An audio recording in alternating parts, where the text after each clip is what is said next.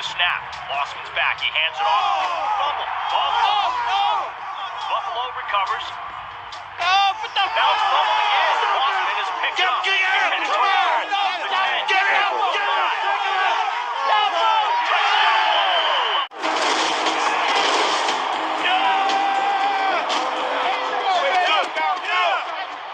Here's Falco. He's going to try and reverse pivot and turn and pitch out here. But in doing so, his left guard, Andre Jackson, is going to pull, and Falco is going to hit him with the ball right in the back. Doink. Then it's going to flop around the ground here. Here's going to come Cochran. He's going to come across. He's going to kick it. Franklin's going to pick it up. Franklin's going to get hit right here. Crap. The ball's going to go flying in here. And then here comes Falco. He's going to pick it up. And the guy who started the play, Falco, is going to end up with it in the end zone for a touchdown. Welcome to the NFL Weekly Recap and Pick Show. Third Floor, back on the air, Season 2. Greetings, people of Earth. It is late night. It is 11:02. We're 32 minutes behind schedule, and that's because there's a lot to do. So what we're going to do here, we're going to keep this one. We're going to break it down. We're going to talk some football. So you're more than welcome to get in the live chat if you're up and around with us. Hey, you might be working an overnight listening, or you might be working an overnight cheating and watching, or you just might not have nothing to do or can't sleep. Either way, we're here. So why don't you join us? The live chat is open on Rumble, on X, and on YouTube. So let's make sure we got everything working properly. Hey, we even put a message out, man. We even posted that we're coming on a little later. So what we're going to do, we're going to break down tomorrow's game, and then we're going to come back tomorrow afternoon prior to the Yankee game, and we're going to break down the whole season. So tonight we're going to talk leaders from last year, teams from last year, players from last year's, just whatever we can come up with and get it going. Then we'll lay out our pick for the Cowboys-Eagles kickoff tomorrow night, Friday night. They are in San Pablo, or Sao Paulo, I don't know. They're down in Brazil, the Chiefs and the Chargers. Why on God's green earth are they down in Brazil? That game, opening the season in another country. I don't care where you played that game, Kansas City or LA, you ain't going to have a seat in the stadium. But that's the NFL, man, trying to make that buck. There ain't a bigger cash cow on the planet. They'll sell their souls to the devil if it meant anything. So we're a little bit more somber. Got the bookie hat. Found the bookie hat for the bookie show. Got it. So roll with me, folks, as we get into the NFL Weekly Recap and Pick Show, Season 2. So how's everybody doing out there late night tonight? I'm glad you could join us. We're a little bit... Hey, Sunil, you up late? Man, are you up late? And you're a Cowboys fan? My man, stay tuned. We're going to talk about that game for tomorrow night. Appreciate you very much for stopping in. Appreciate it. Where are you at? Are you in Hawaii? Is it a little bit earlier? Are you in Hawaii? Or where are you at, bro? You're definitely up late. We definitely had a very interesting play-by-play of the Yankees earlier this evening. Yankees dropping the game 8-7. We had a good time doing that one. Brought in a lot of production for that one. But no different here when it comes to the NFL. We bring in just as much effort, if not more, because there's so much more to get involved in and so much more to talk about when it comes to the NFL. You're in Dallas-Fort Worth. So I'm 11:05 out here in Berkeley, California. It has finally cooled down to about 67 degrees. An absolutely beautiful night for sleeping, I'll tell you that. Fort Worth, Texas. How is it down there in Fort Worth, bro? Here, I'm going to be honest with you, bro. The only reason I'm not living in Texas at this very second is because you guys don't want to legalize weed yet. I mean, if you guys legalize some weed, man, I'll be in Texas tomorrow morning. Lockport, welcome aboard. Lockport in the house. Bills fan, Cowboys fan. Y'all know who I go for. It's a Bucks, baby. The Bucks in town.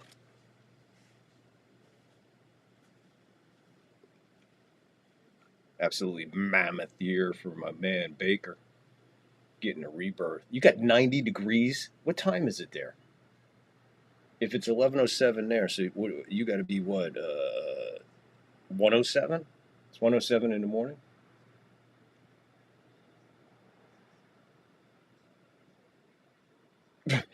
Stupidity. Man, there's such a crazy potpourri of mixture down there in Texas, bro. But yeah, I have a good friend of mine who I grew up with. Ironically, his name is Nick. He lives in shit. I can't remember the spot in Texas, man. His kid right now is humming in college baseball. His son is an amazing pitcher right now. Growing up with Nicky, man, his love for the game of baseball was always there, and now he's passed it on to his kid. His kid is super successful. His name is Nick Sestito, and trying to think of where he lives in Texas. Yeah, he has a landscaping business, a major landscaping, huge. He's been at it a long time. Anyway, ironically, me and Nick were born the same day. Same day, same year, same hospital, same birthing room. Mothers knew each other, only separated by a few curtains down. But it's really ironic. He's lived there for a long time. Jesus, man, I can't think of where he lives in Texas. But let me ask you, Alex, in Fort Worth, is it expensive to live in Fort Worth? It's lower 70s now. Still, that's pretty toasty for an evening. Oh, I know Dallas steams up and gets hot. But it's not as bad as where Lockport is in Buffalo. My man goes from, I don't know, like 50, then it gets up to like 60, then it'll get up to like 80, maybe peak of 90, and then it's -5. It's -5, and there's 38 feet of snow on the floor. So definitely moving there.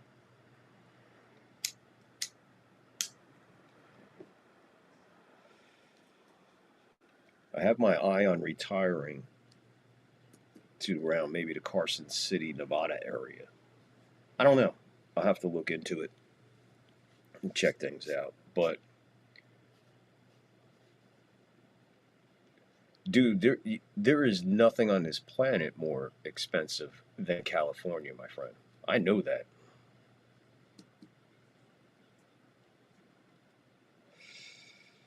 I know that for a fact, bro.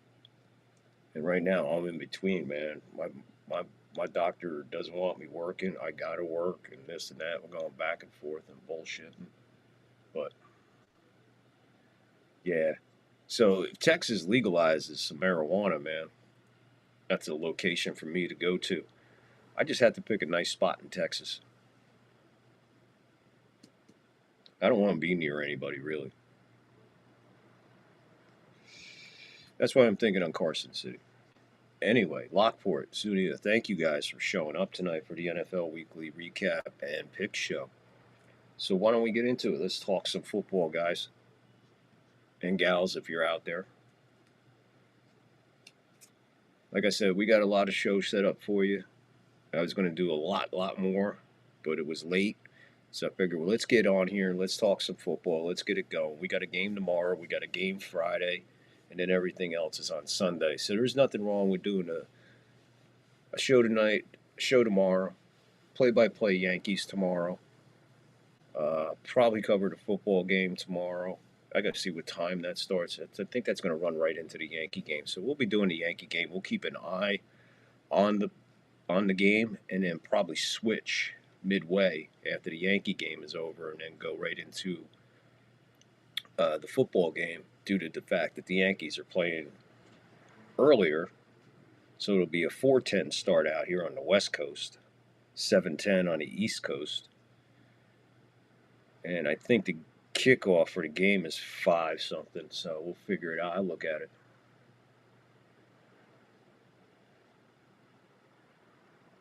Senator's grandpa from the Munsters. Al Lewis was a classic, bro. Al Lewis was the man. When Al Lewis would come on the Howard Stern show, it had to be some of the most funniest shit ever. I don't care what anybody says. I know Howard is an absolute fucking moron right now. Totally lost his fucking mind in his older age and shit. But I'm going to tell you, from the time I started listening to him in the very, very early 80s on AM radio, WNBC, overnights, I was like, what in the hell am I listening to? And I've been following his career since then. You know, I gave up a few years ago. I just couldn't listen to it anymore. But let me tell you something. When that man was on the radio in the 80s, man, rolling into the 90s, he was the fucking great. He was the best. He was just the best, flat out. Anybody's got to admit, everybody listened to it. Whether they liked him or not, they listened to him. He actually had more people listening to him that didn't like him than liked him. Because the people that didn't like him wanted to hear what he was going to say next so they can complain about it. Fucking genius. And doing it blue because he couldn't curse on the FM airways. The FCC, probably one of the greatest CDs in the early days, crucified by the FCC, the Howard Stern CD collection. I've got that. That has got some amazing material on it. Ted Cruz, I'm going to tell you something. I like Ted Cruz. I like Ted. Call me crazy, call me a nut, but I like Ted. I would hang out and smoke a joint and drink a beer with Ted Cruz any day. And I don't think Ted Cruz is a Cowboy fan. I don't know if that makes you happy or sad, but you only drafted one team? You waited till tonight to draft? You only have one team? I got onto that ESPN app because we got a draft at work that we did. Next thing I know, I got 24 teams. And they allow you 25. I was up the other night, drafted until almost 4 in the morning, dude. I got some stout teams too. I caught some people off guard. You'd be amazed that when you're drafting at 2 in the morning, West Coast time, you wind up with some pretty good teams. But anyway, hey, folks, everybody else, hey, if you're out there in Rumble land, hit the like, hit the follow, get in the comments. Join these fellows over here. They're roaring it up over here in the live chat on the Rumble, on the YouTube side. Let me just peek in here on the Rumble end.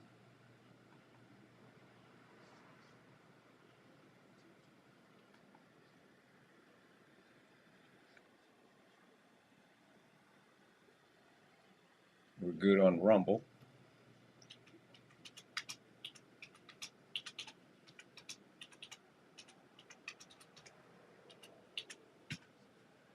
So there we go. Just get the chat going, get something in there so it looks good. And over here, you guys are just tearing it up.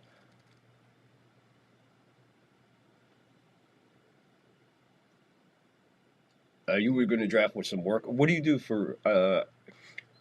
I'm glad you're here, Sunil, because I love what you have to say on the Strike Zone. I appreciate you coming over from the Strike Zone and supporting my channel as well.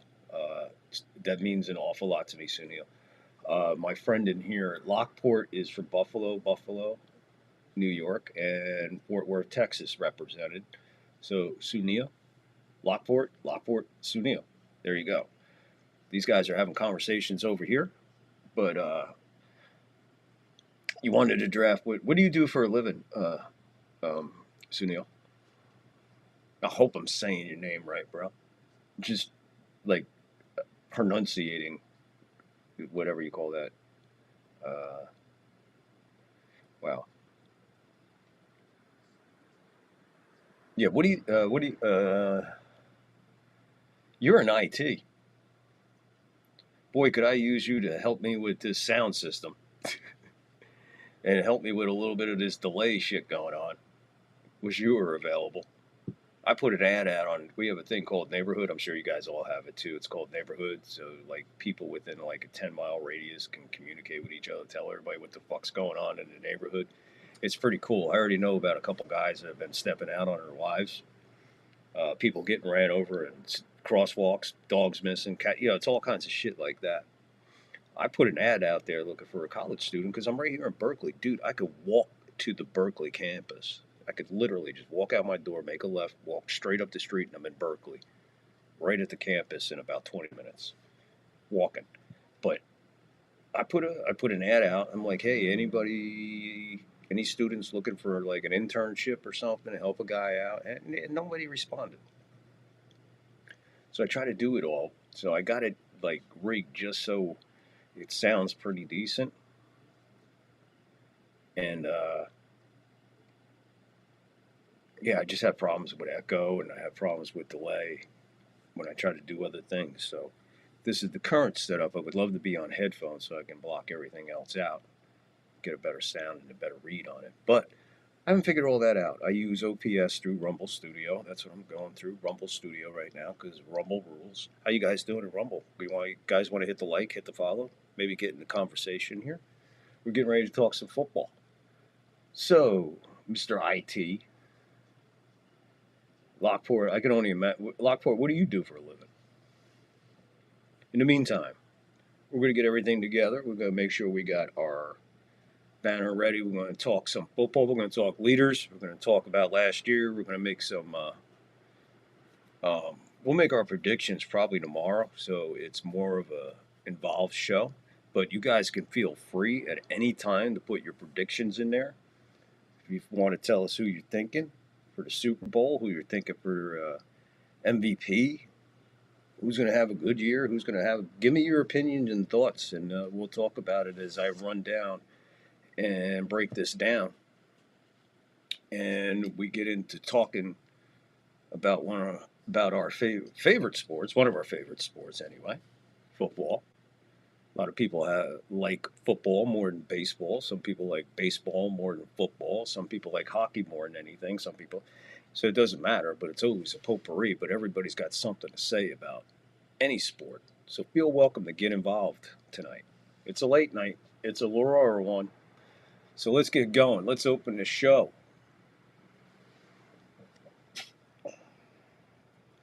Let's open the show.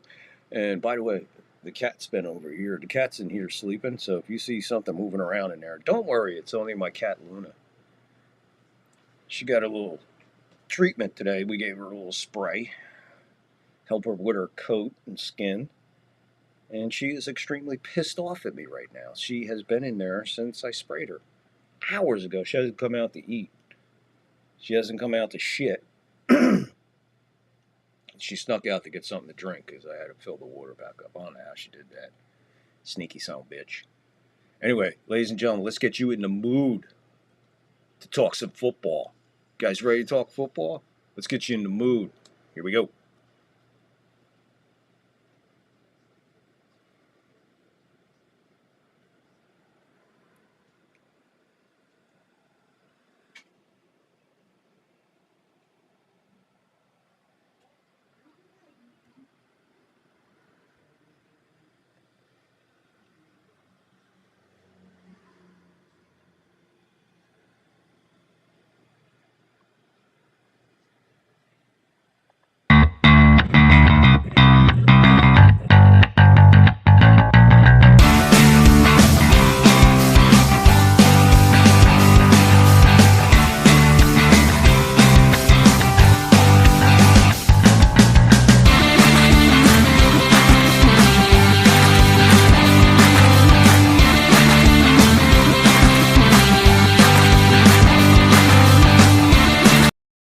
Earl Campbell. I didn't know it had sound earlier. See, that's what I'm talking about. Soon that had sound. Pretty sure it had sound. Then when I realized it didn't have sound, I had to find something to put in the background. I could have sworn that had some sound to it. But anyway, there you go. There's a little Earl Campbell highlight. Maybe I'll check this one out. Let's see if this one has got sound. Nah, we're ready to go. So let's do this. Let's talk some football.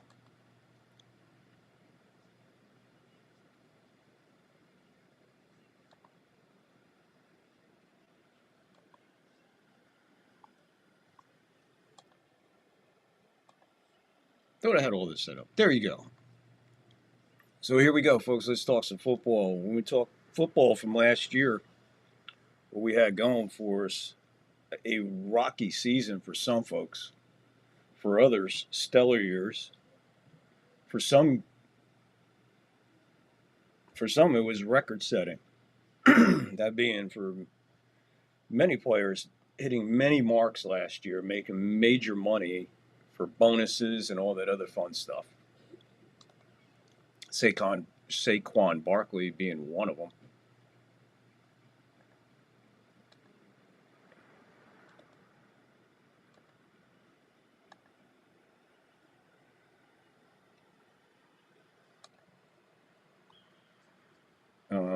Sorry about that. What the fuck?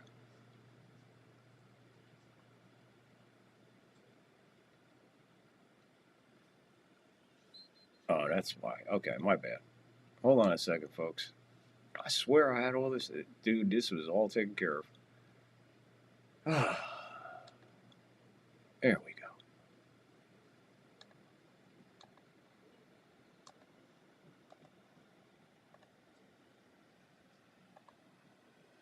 There we go. Finally, there we go. There's your standings from last year, their final standings from last year. I'll bring that up over here. Well, let's talk quarterbacks. I'm going to talk quarterbacks going in. Last year, kind of the year of quarterbacks. Some quarterbacks having some amazing years. Baker Mayfield being one of those for the Bucs, turning in 4,500 yards passing, finishing third is in the league lead. Still looking really good, picking up the rookie from Ohio State to add to their amazing arsenal of receivers. Bucky Irvin, big running back there. So the Bucs are looking good going in. Not to give any of the predictions away, but I'm a Bucs fan, and I predict that the Bucs will win the South again. And we'll go from there when we get into it tomorrow with all the predictions and all kinds of stuff.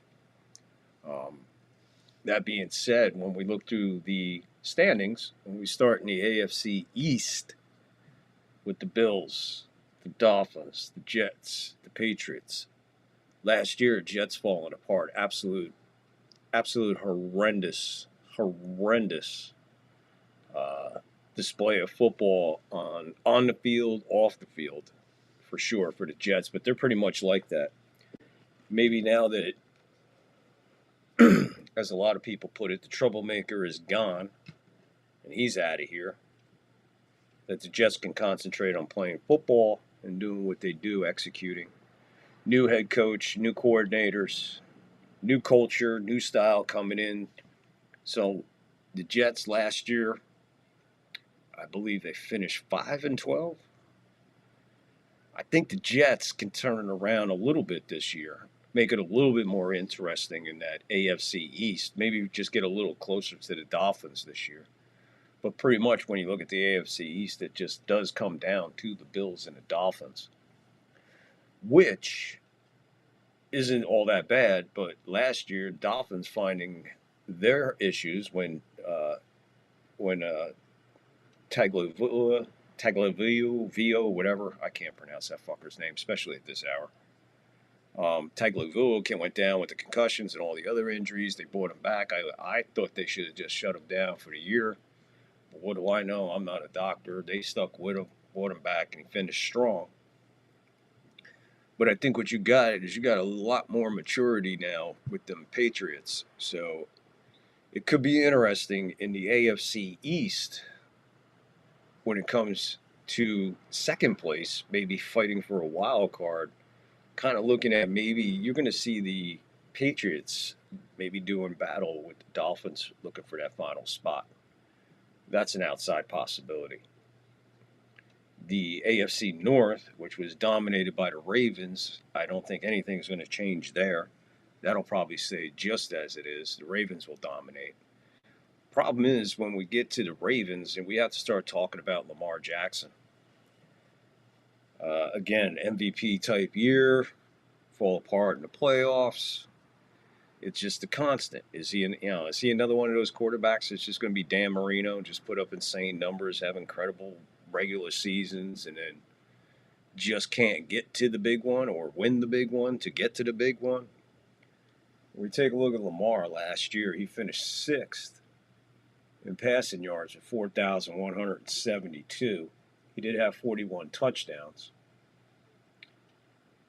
4 interceptions. His long was of 84. His rating was a 119.8. So Lamar was pretty strong. Again, the numbers are good. The numbers are there, but his play was sloppy. His play was not consistent. And his performance in the playoffs, well, we all know what happened there. Not a very good outing for him. So Lamar fell apart. But hey, that's Lamar Jackson. Let's see what he can do this year. Maybe another year of maturity. Maybe the true and honest talent and everything that this kid can bring comes out this year. But we'll find out. That's the AFC North. In the AFC South. Now this is one of your more interesting divisions because this one could go any way, even though the Titans were absolutely horrible last year.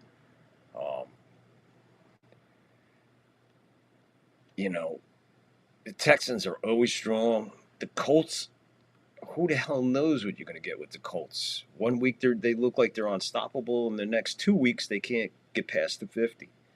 And then you got the Jags roaring up the rear, only 4 wins last year, and they had a really rough year, especially Lawrence there, the quarterback, getting knocked the fuck out. The player was suspended. I forget who hit him. Total cheap shot. He paid dearly. I think he got a 2-game suspension and a heavy fine. Good for him. He deserved it. Deserved the suspension. Deserved all the discipline he got. So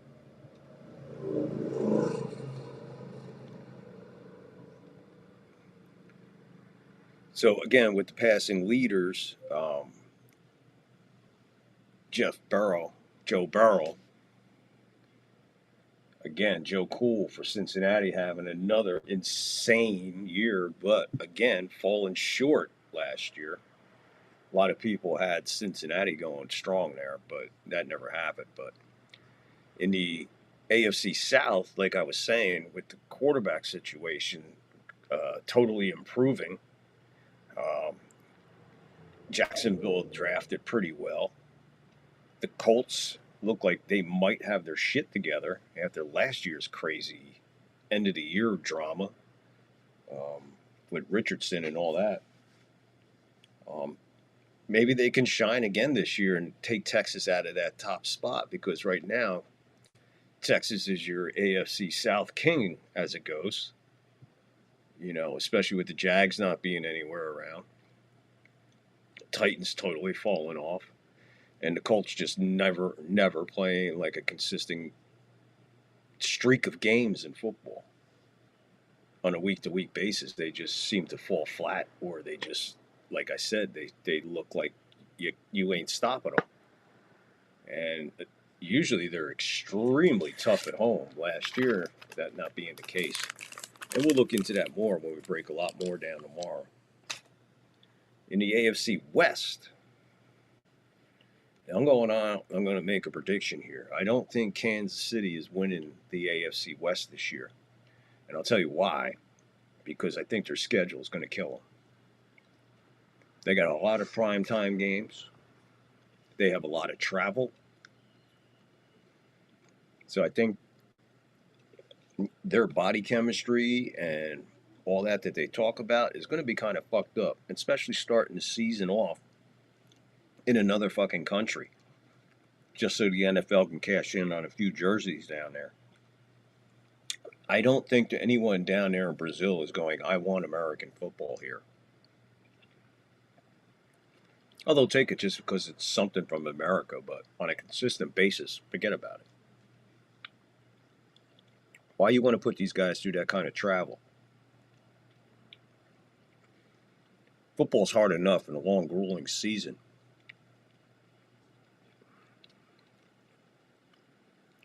You don't need thousands of miles added to your year as far as flying back and forth. And I'm pretty sure that it's quite a flight from San Diego to Brazil. I'm sure it's more of an interesting flight from Kansas City to Brazil. It's a long way to travel for a football game.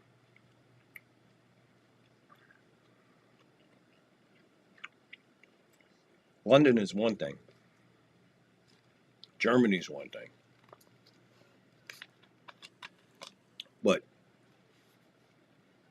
I'm figuring this. If Elon could figure out how to build a football stadium on the fucking moon, guess what? We're going to be on the fucking moon watching football. I think the only place they haven't touched yet is, like I said, Antarctica, North Pole. You build a stadium, just like in Field of Dreams. You build it, they'll come, especially for the NFL. They are nothing more than cash whores.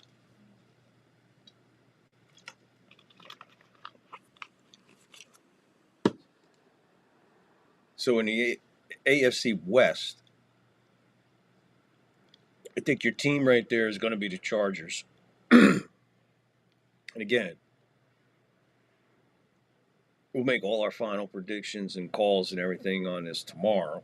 But right now, just giving you a rough breakdown of what's going on there, what we'll be talking about and things to look forward to. But the Chargers, they're going to be along on that long Brazil trip.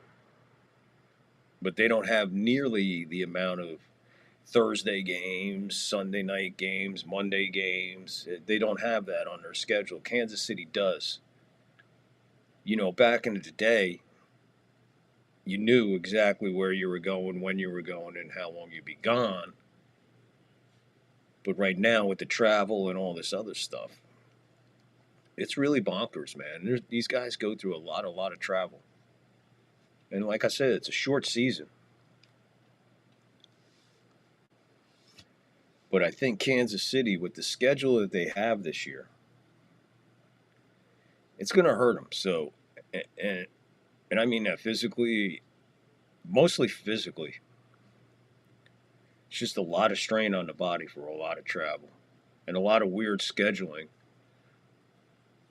But you got to schedule around that. You got to schedule for the Thursday game. You got to schedule for a Friday game. You got to schedule for the Saturday game. You got to schedule for the Sunday game. You got the bye week. You got the Monday night game. You got a lot to do within a 18-week schedule of 17 games. You got to put a lot of crunch in there. But the Raiders, I don't think they're going anywhere. I mean, they made some great moves, Geno Smith, Pete Carroll, whatever. But I think they got guys on that team that are wasting away. And maybe after this year, if the Raiders fail once again, and some of those bigger names down there in Vegas will move on to brighter pastures and try to get a shot at a ring before it's way too late. That's the AFC quick roll down, breakdown, whatever. Let's talk about the NFC, man. And we'll get into that NFC East, which at one time back in my day, late 70s, early 80s, and into the 90s, arguably probably the toughest division of football for a long time, consistent time. I mean, you got to talk about some serious football there. Some insane matchups: Redskins, Giants, Cowboys, Redskins, Philly, Eagles, Cowboys, Eagles, Giants, Eagles, Redskins, back. And to top it all off, before they did the realignment, the St. Louis Cardinals were in that mix in the NFC East to even throw more of a monkey wrench into it. So you had the Cardinals, the Eagles, the Giants, the Redskins, and the Cowboys duking it out in the NFC East for years until they got St. Louis out of there, and then eventually now they're down in Phoenix, Arizona, or wherever the fuck they're at. They're down there in Arizona land.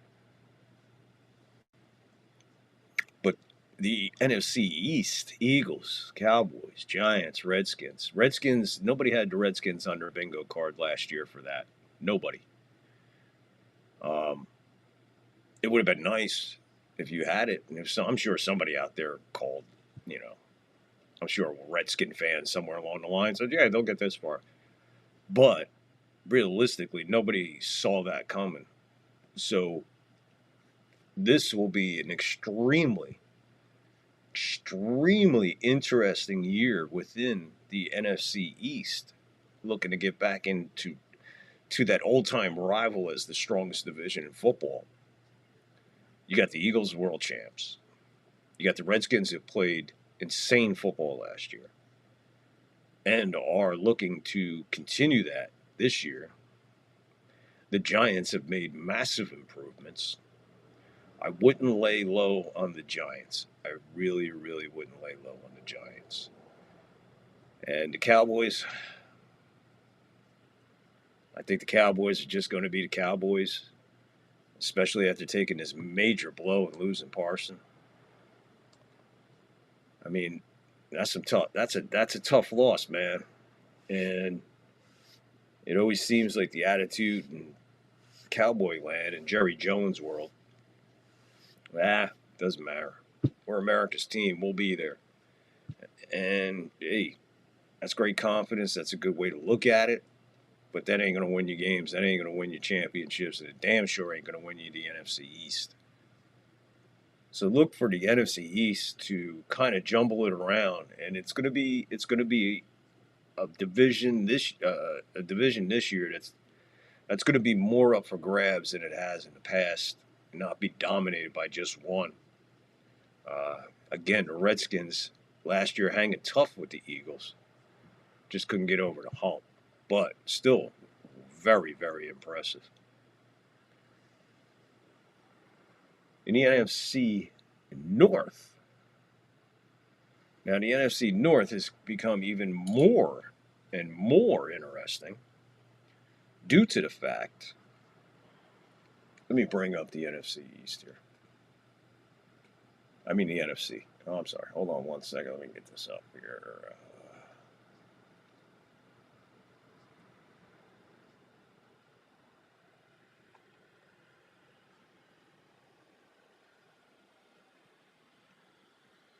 I had it up waiting for the page to load. Sorry about that. There we go. So, in the NFC North, where we have the old NFC East, basically. I mean, this division here has suddenly become all eyes on the NFC North as the Vikings and Lions battle it out. Then you throw the Packers in there. And then the Bears, who are slowly but surely improving. So maybe they... Hold on. This is...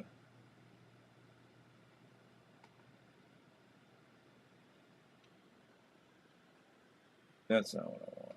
All right, we'll just go back to that. But the Packers, who played tough all year and just lost the games that they just shouldn't have lost. And I don't mean they shouldn't have lost them because they blew the game or whatever. They just shouldn't have lost those games. Those were the games that they needed to win. That by season's end would have put them over the hump, put them in a better position. But the Packers definitely improving, and it's never easy going through Lambeau. So the Bears slowly improving, but not, I don't think, enough to make any kind of noise over there in the NFC. But you're going to have another one. You're going to have a three-way race. You're going to have a three-way race for that division. So that division will be up for grabs between the Vikings, Lions, and Packers. With the Bears hanging tight. Kind of like the Cowboys in the NFC East, kind of be maybe another year of playing spoiler until they can get things together down there in Dallas. The NFC West. Slowly becoming one of my more favorite divisions outside the NFC South. But the NFC West, to me, probably very intriguing, very interesting. where you could actually wind up with the division in the playoffs. All four of these teams are capable of going to the playoffs this year. What's going to hinder them is their battles amongst each other within the division. Whoever comes up with the upper hand within the NFC West, as far as head-to-head competition, is probably going to win that division based on a tiebreaker. I mean, that's how strong and how crazy those four teams are in that division. And that kind of scenario is more likely in this division than any other division in football right now. So Arizona, the Rams, Seahawks, and the 49ers. Now the 49ers really sucked last year. They were pitiful. They weren't good, folks. They just weren't good. And we all know that, and we can admit that. And it's crazy because they play right over there, and I could be at any game in less than an hour with public transportation. But too expensive, Levi Stadium. Way too expensive. So, Niners, nah, I think that's your only.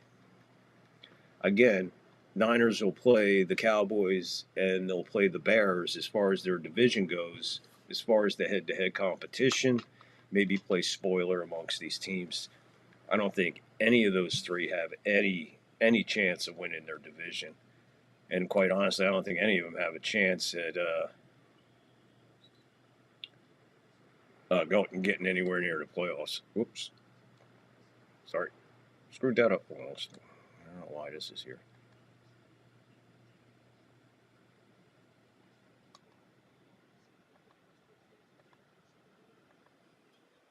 There we go. I don't know what that was. Anyway, so Niners, Bears, Cowboys, NFC, spoilers, for sure. I can give that part of the prediction away.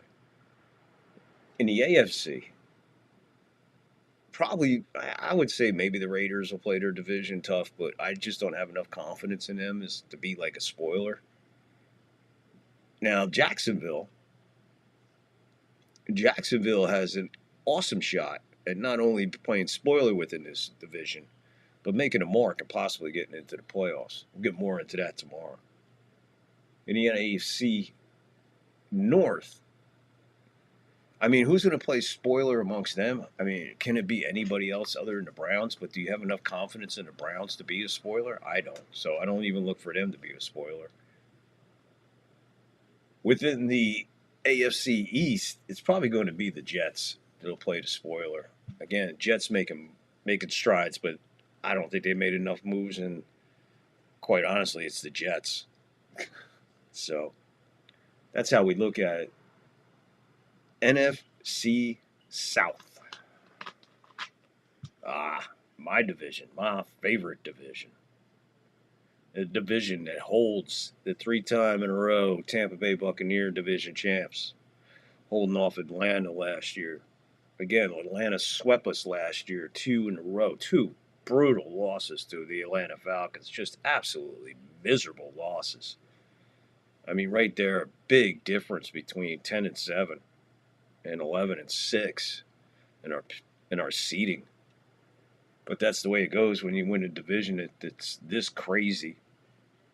Got to play. They play outside their division insanely, Tampa.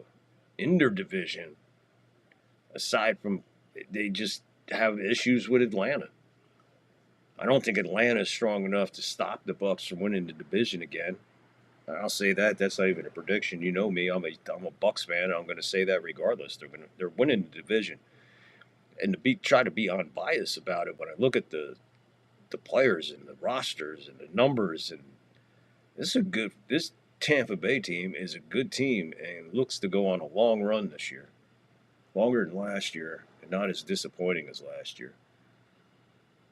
But within this division, we have the Saints, who are absolutely a car wreck right now. But you never know what you're going to get out of them. They could put a lot of points up. They could put a couple games together and hang in there and make it interesting and then just vanish. Kind of the same with Carolina, but I think Carolina will make more impact this year within the division than the Saints. So I'll look for them to finish ahead of the Saints for sure. And then there's my nemesis. My nemesis now is the Atlanta Falcons. Years ago, the Bucs had no issue with Atlanta, no real issues with Carolina. But the Saints were a pain in the ass. Now we control the Saints in Carolina and can't get past Atlanta. So I think Atlanta, winning past Atlanta, win the division, you're good. And I think the way it is and the way it's looking in the NFC, the way it is, I think it's going to be really difficult for Atlanta to back into the playoffs or even make it to the playoffs. I just don't think they're strong enough to compete with everybody within that division, especially the Bucs. And they had a lot of issues last year with Carolina. So,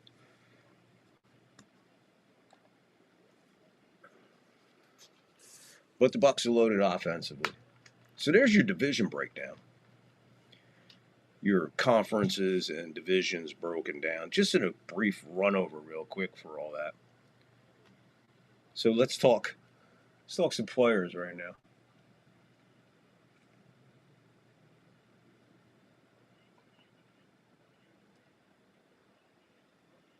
That's not what I wanted.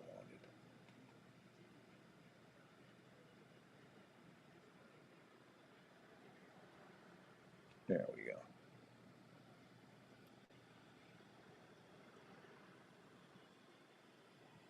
Got the leaders running down there. The passing leaders was up. The rushing leaders was up. And now your receivers are up as they run across the screen. The top three, we got it together. Like I said, we got it together. It was kind of late, but we got things going for you. So what we're doing now is let's talk.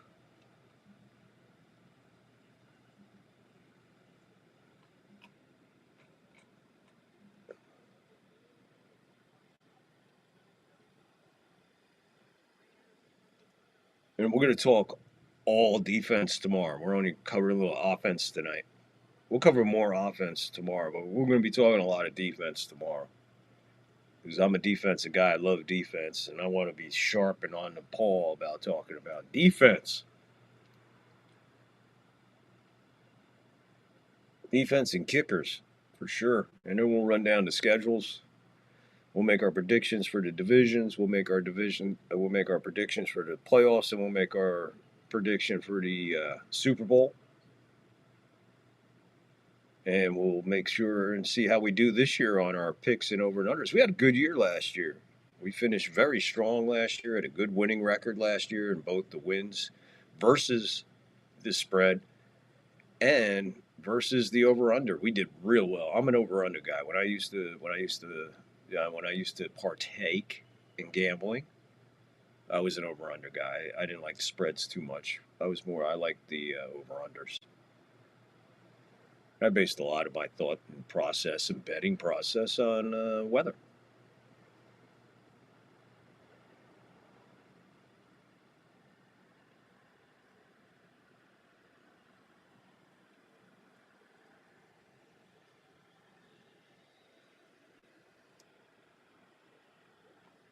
I'm trying to get this. For some reason, this one's having issues loading. Sorry for the delay.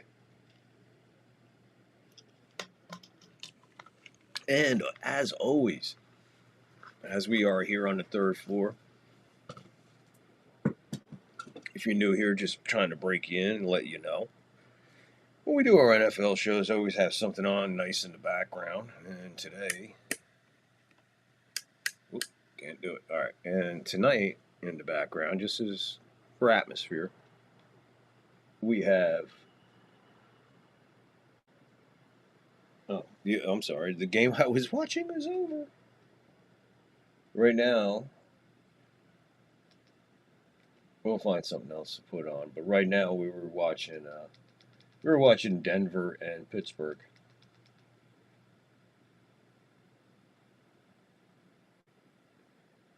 Yeah, here we go. 92 AFC Championship game.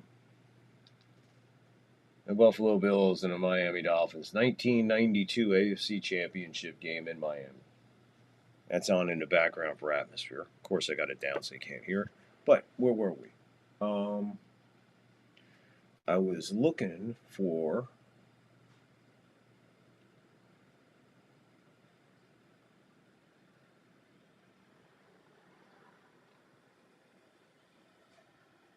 the receivers. There we go. That's what we wanted. Okay, so we're going to get that together. Right now we got the receivers rolling at the bottom. And we just broke down all the divisions quickly, kind of just running through things, just kind of warming up in our first show back for the second season, NFL Weekly. Recap and picks. Season 2. Appreciate you all hanging out, coming out, stopping by, joining us. And, yeah, we're going to make sure we get this together and that together. So what we're going to do is we're going to take a real quick break and get ready to get into the second portion of the show and get ready to wrap it up and call it a night. And be back tomorrow with an NFL Weekly Recap and Picks Show 2, kind of part 2 of opening night kickoff. But right now, just like we do on the play-by-plays, we play clips and shit. We bring back nostalgia. We'll slowly incorporate that into the NFL show. But right now, we're just going to take a quick break. Enjoy this NFL moment. CBS. 2nd and 10. Clark is the move man. Schrader out of the pocket, chased by Taylor. Just does barely get rid of it. Taylor is saying, I had him in my grasp. Well, he did. Watch him. He's coming from the left side now. He gets May going up the field, gets by Thielman now, and then he sees him there and he said, let me get this guy. He grabbed him. He had him by the jersey, but he had him by the left arm jersey, and he threw it with the right arm. He didn't have a guy hanging on him. That brings up a 3rd down situation. Updated playoff picture. It does get complicated at this time of year. Brad Benson's going to name his pit bull Dexter. Probably pet him. He might bite. It looks like he's already been bit. I'll tell you that. But, you know, if you're an offensive lineman, you don't worry about how you look anyway. You don't worry, how do I look? Is my hair? Now, you got nose, you got stuff hanging off. It's no big deal. Schrader gets it to Green, who can't hang on.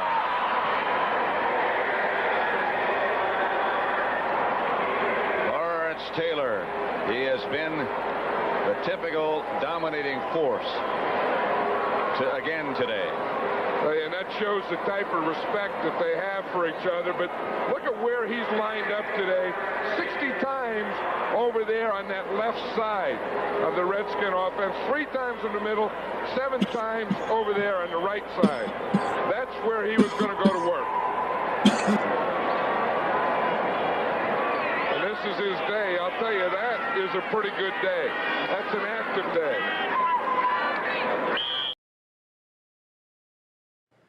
That's a 56 day. That's Lawrence Taylor, people. Hope you enjoyed that Lawrence Taylor highlight while we took a quick bathroom break. So, okay, let's talk. We're talking receivers.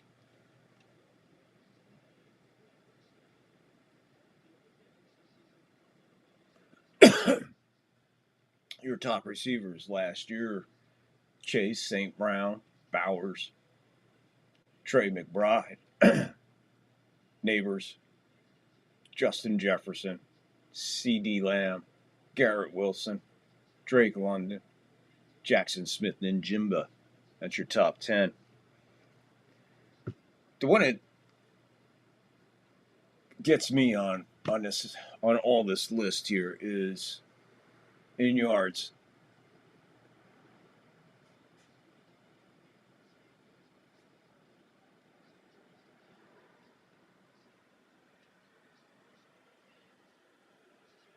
Is Justin Jefferson of the Vikings with 1,500. Chase putting 1,700 up. But this Justin Jefferson from the Vikings just had an amazing year. Like him a lot. And look for him to be strong too this year. And again, another great year by Ahmad St. Brown. All the Lions had a good one. All the Lions had a good run offensively last year. The defense really stepping up. I think the defense was more of a surprise than anything. Playing so consistently well last year, making it brutally tough for everybody. But then in week 2, Tampa Bay walked in there and just put them to rest. And then Tampa Bay went on a 3-game losing streak after that. And the Lions went on a massive winning streak. So, see how that goes. So, like I said, tomorrow, when we come back with the NFL Show Weekly recap and picks, we're going to break down all the games coming up and do our picks versus the spread and the over-unders.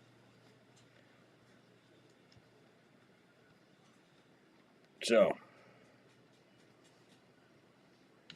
we got the Cowboys at the Eagles tomorrow night. Kickoff is at 5:20 my time, 8:20 East Coast time.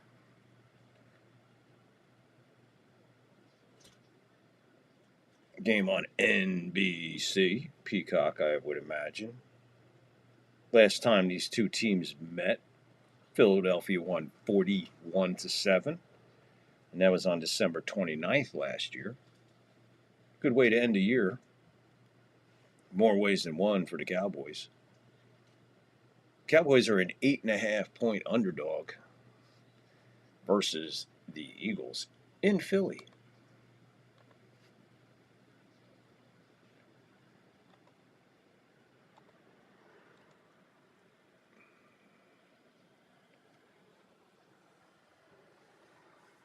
So, Cowboys going into Philly tomorrow night to kick off and start the NFL season 2025.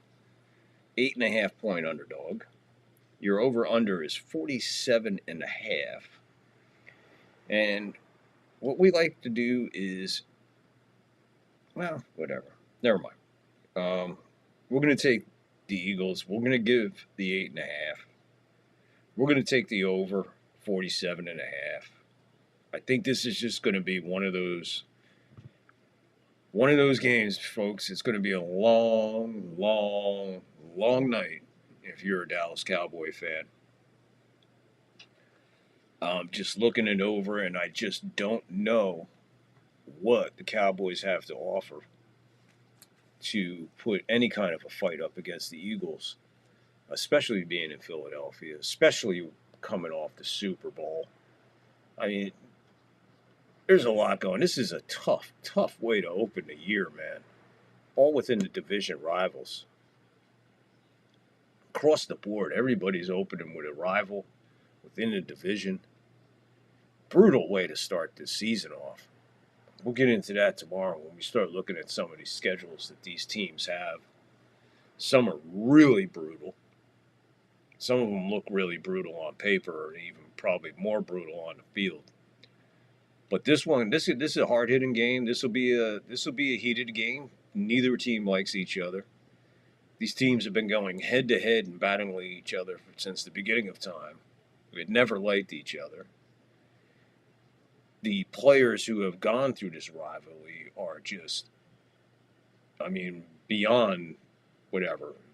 Van Brocklin, and you get into Staubach, and then you're talking Wilbert Montgomery, and you're talking Harold Carmichael, and you're talking Staubach and Dorsett, and Too Tall Jones, and Harvey Martin. This is just a who's who in football with just two teams. Once again, bringing that NFC East battle back. And again, the NFC East may be weak win-loss wise, and that maybe the East teams don't play well outside of their division or whatever. But when any of these four hook up, it's a bloodbath. It's a battle. You had the body bag game, the Eagles and the Redskins back in the 90s, or 80s rather. Who was that? That was Buddy Ryan. So these two teams have a historical rivalry against each other, as well as everybody else in that NFC East. So these two look to hook up tomorrow night and keep that rivalry alive and maybe bring some spark back and some attention to the NFC East like days of old.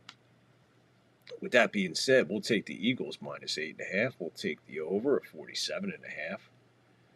And look for the Eagles to roll all over the Cowboys.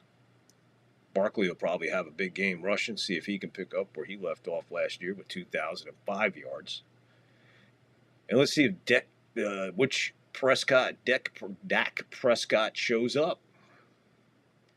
Will this be the year that Prescott makes his stamp on the NFL and shows exactly what he's capable of? Or will he just simply fall on his face again and just not be able to do it and pull it together, signing a big, huge contract before this year started? A lot of pressure on you. But then again, when you're playing in Dallas, it seems that Jerry Jones is extremely forgiving for wins, losses, shitty play, horrible play, bad coaching, whatever. A lot going on there in Dallas. I mean, when they named that TV show Dallas with JR, Who Shot JR? We all remember that. One of the greatest TV shows in the history of TV, Dallas. One of the greatest shows in the history of TV. Right up there with Dynasty. My God, it was so crazy living in those times with those two shows. Holy shit, that's all you heard. You couldn't go to the grocery store. Somebody in the other aisle was talking about Dallas or Dynasty that night. I'm telling you, it was absolutely insane. It was like heroin to people. TV had really good shows on back in the day, and when they were real good, they dominated the audience. And they had you talking about that shit the next day. And you'd be right there waiting next week, 5 minutes before the show would come on.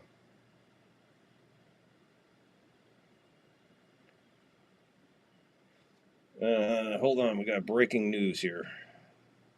We have NFL breaking news. Hold on.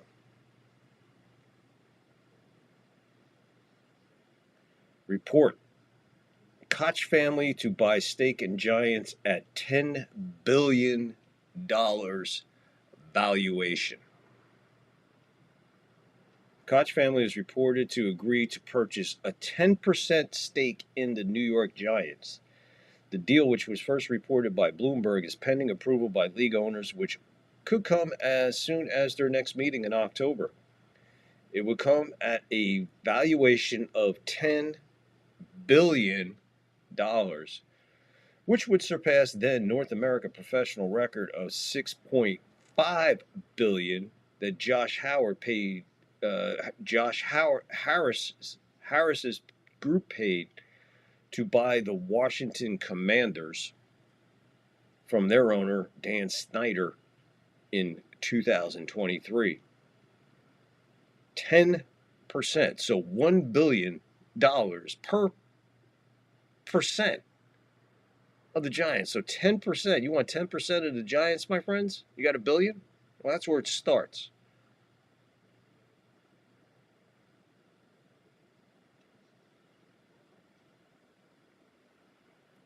Julia Koch, the widow of David Koch, who died in 2019, has a net worth of $81.2 billion, according to Forbes. She and her family last year bought 15% of BSE Global, the company that owns the Brooklyn Nets and the New York Liberty. All right, they just got too much fucking money. All right, I thought it was going to be something major, but now it's just making me sick to know that somebody worth $81 billion just said, you know what, for 10% of the Giants, here's $10 billion. And could still go out and go get something to eat. Fill the car up with gas. That's a lot of money, folks.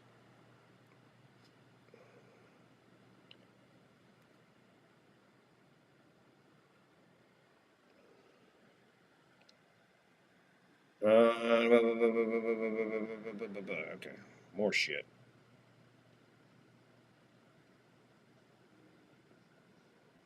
So there you go, breaking news as it happened at 12:06 here in Berkeley. It's after midnight. It is now Thursday. With that being said, we're gonna wrap this up. We're gonna get on out of here. You got our picks You got our pick for tomorrow night's game between the Eagles and the Cowboys. Let's see. You want a final score prediction? I'll say the Eagles 38, Cowboys 14. 38-14. Eagles over the Cowboys tomorrow night in the NFL kickoff, starting the 2005 season. With that being said, folks, we'll be back tomorrow with show number 1, part 2 of the NFL weekly recap and picks, season 2, with part 2 of show 1 of season 2. Got all that? Good. 'Cause I don't. I hope you wrote it down. Either way, hit the like, hit the follow, hit the sub, and you'll always know when we're on. You'll never miss us. And leave a comment, too, while you're at it.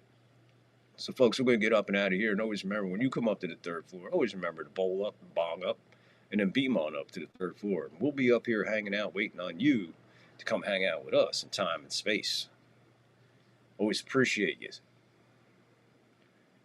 So, with that being said, we're going to get on out of here, folks. Thanks for tuning in. Peace, love, kindness, and love. Easiest thing to do. Be kind to each other. Love each other. Look out for your fellow man. And always remember, people, when you're talking to somebody, you're yelling at somebody, you're pissed or something like that, always remember mental health is real.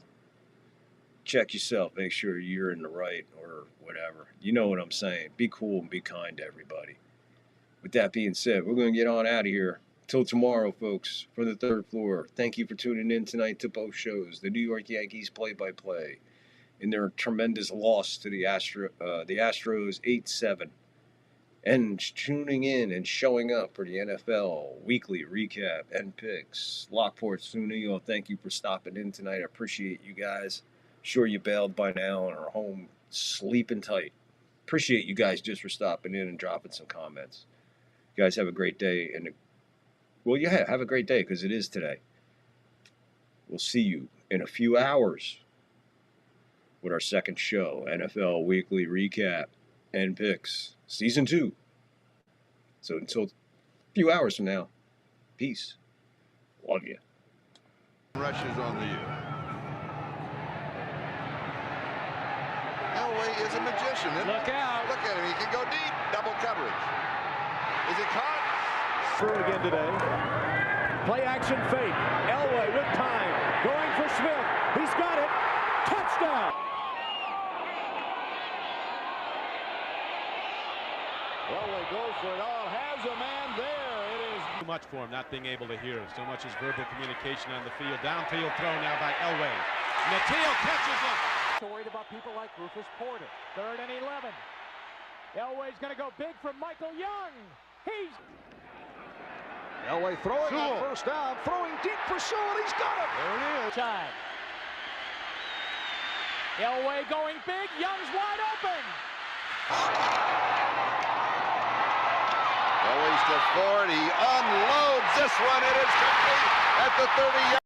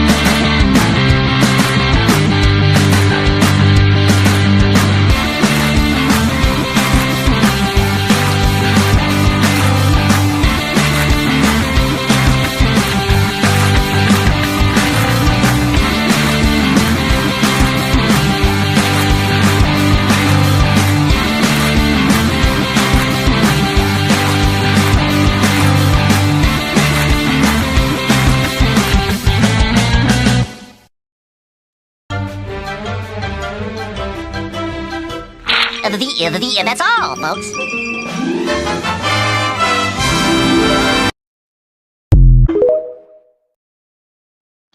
He's looking at you, kid.